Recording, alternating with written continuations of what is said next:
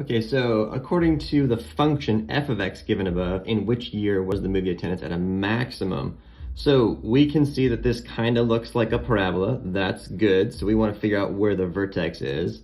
Now it says according to the function f of x, so that means we're going to use this equation right here and find that function's maximum value, which is finding the vertex.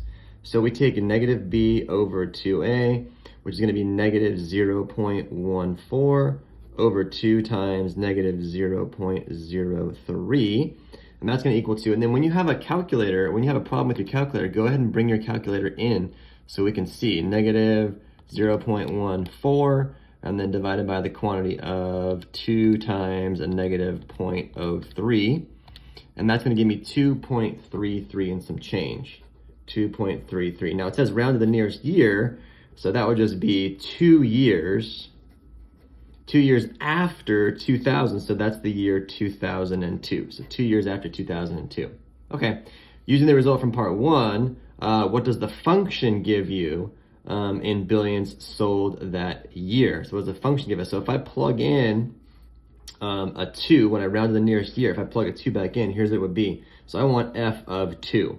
So f of 2 is going to be negative 0.03 times 2 squared, plus 0.14 times 2, plus 1.43.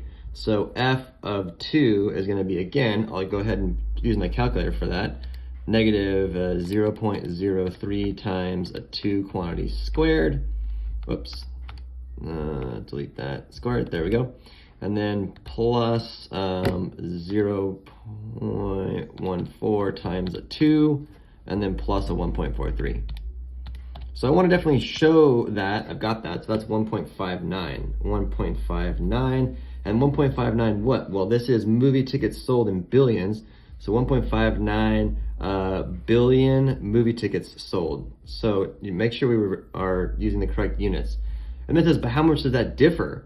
So, well, the graph gives us 100 or 1.63 billion tickets. We got 1.59 billion tickets.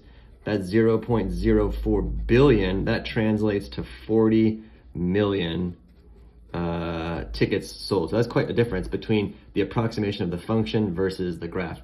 So this is what we want to see in your videos.